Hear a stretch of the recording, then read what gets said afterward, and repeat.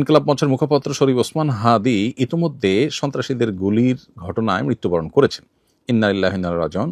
আমার জানা বিষয় হলো, শরীফ ওসমান হাদির এই মৃত্যু কি শাহাদাতের মৃত্যু হিসাবে গণ্য হবে? প্রিয় দর্শক, কোনো মানুষের মধ্যে যদি আল্লাহর সন্তুষ্টি লাভের আশায় মানুষের কল্যাণ সাধনা, ইনসাফ প্রতিষ্ঠা করা, মুসলিম মিল্লাতের চেতনা ধারণ করা এবং মানুষের অধিকার আদায় করার মানসিকতা থাকে এবং সেটার জন্য তিনি যদি লড়ে যান, সংগ্রাম করে যান, এমত অবস্থা যদি তার এই চেতনার কারণে তিনি আক্রমণের শিকার হন এবং মারা যান, সন্দেহাতীতভাবে তিনি শাহাদাতের মর্যাদা লাভ করবেন ইনশাআল্লাহ তাআলা।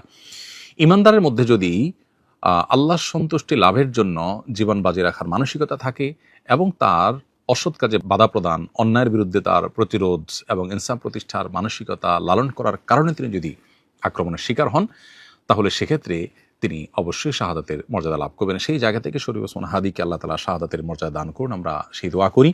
আর এমনিতেই নবী সাল্লাল্লাহু আলাইহি ওয়াসাল্লাম বলেছেন, মান কুতিলা দুনা দামিহি ফাহুয়া শাহীদ। যে ব্যক্তি কারোর হাতে খুন হয়েছে, জীবন রক্ষা করতে গিয়ে তার জীবন খুন হয়েছে, অর্থাৎ সাধারণ ধস্তাধস্তিতে অথবা কোনো ডাকাতের হাতে মারা গেছে, সেও শাহাদাতের মর্যাদা লাভ করেন। তাহলে সেক্ষেত্রে দ্বীনের কথা বা মুসলিম মিল্লাতের কথা বা মুসলিম চেতনার কথা বা ইনসাফের কথা বা মানুষের অধিকারের কথা যদি কেউ বলতে যান মুসলিম হয়ে এবং আল্লাহর কাছ থেকে যদি বিনিময়ে আশা করেন, তাহলে তিনি অবশ্যই শাহাদাতের মর্যাদা লাভ করবেন।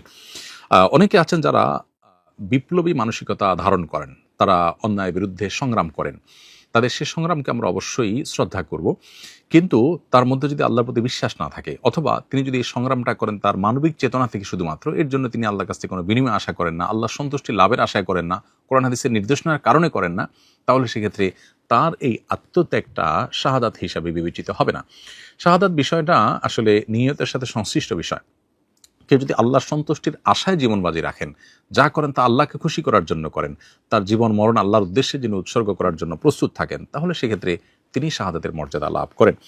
আমরা দোয়া করি শরীফ ওসমান হাদির সমস্ত ভুল ত্রুটি মাফ করে আল্লাহ তাআলা তাকে শাহাদাতের সর্বোচ্চ মাকাম দান করেন এবং তার সুখ সন্তপ্ত পরিবারকে সান্ত্বনা সইবার শক্তি নসিব করেন এবং সেই সাথে এখান থেকে অনুপ্রাণিত হয়ে আমাদেরকে আল্লাহর সন্তুষ্টির লাভের আশায় জীবন বাজি রাখার মানসিকতা আমাদেরকে ধারণ করার তৌফিক দান করুন। বস্তুবাদের এই পৃথিবীতে আমরা বেশিরভাগ মানুষ দুনিয়ার মোহে এতটা মোহাবিষ্ট হয়ে গেছি যে আমরা প্রত্যেকটা মানুষ শুধু বাঁচার জন্য সংগ্রাম করি এবং মরতেই যখন হবে তখন আল্লাহর রাহে আমি জীবন বাজি রেখে যেন মরতে পারি, আমি যেন অন্যায়ের বিরুদ্ধে কথা বলতে গিয়ে যেন আমার মৃত্যু হয়, আমার মৃত্যুটা যেন শাহাদাতের মৃত্যু হয়, আল্লাহর সন্তুষ্টি লাভের আশায় যেন আমি জীবন বাজি রাখতে পারি, সেই চিন্তা, সেই চেতনা আমাদের প্রত্যেকটা মানুষের মধ্যে থাকা দরকার, এজ এ ইমানদার আমাদের মধ্যে থাকা দরকার। আল্লাহ রাব্বুল আলামিন শরীফ ওসমান হাদির ভালো গুণগুলো দিয়ে আমাদের তরুণ সমাজকে ভরে দিন এবং সেই তরুণ সমাজকে অন্যায়ের বিরুদ্ধে ইনসাফ প্রতিষ্ঠার জন্য, ন্যায় নিষ্ঠ হওয়ার জন্য এবং মুসলিম মিল্লাতের কল্যাণ সাধন করবার জন্য এবং আল্লাহর সন্তুষ্টির উদ্দেশ্যে মানবতার কল্যাণ সাধন করবার জন্য সবাইকে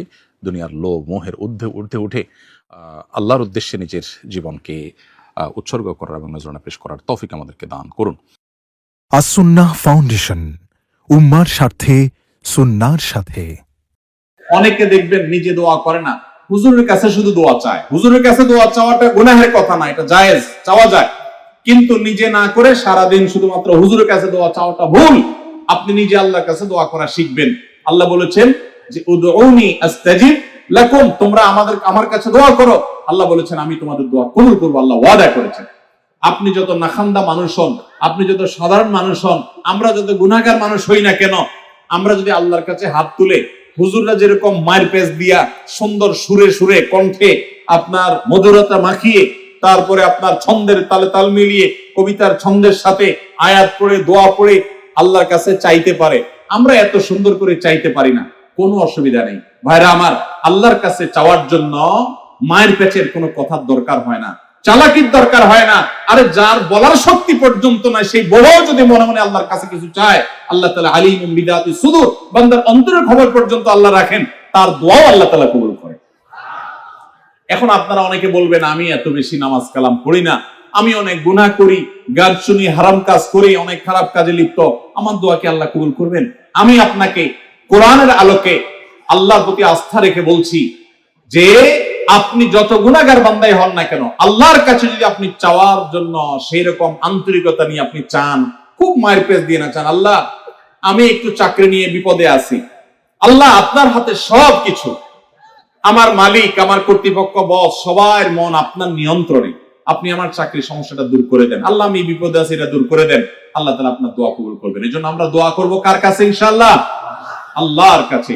ওয়াইদা সাআলতা ফাসআলিল্লাহ ওয়াইদা ইসতাআনতা ফাসতাইন বিল্লাহ। নবী সাল্লাল্লাহু আলাইহি ওয়াসাল্লাম শিক্ষা দিয়েছেন তার এক সাহাবীকে, চাইবা যখন আল্লাহর কাছে, সাহায্য চাইবা আল্লাহর কাছে। আল্লাহ আমাদের সবাইকে তৌফিক দান করুন। আসুন্নাহ ফাউন্ডেশন, উম্মার স্বার্থে সুন্নাহর সাথে।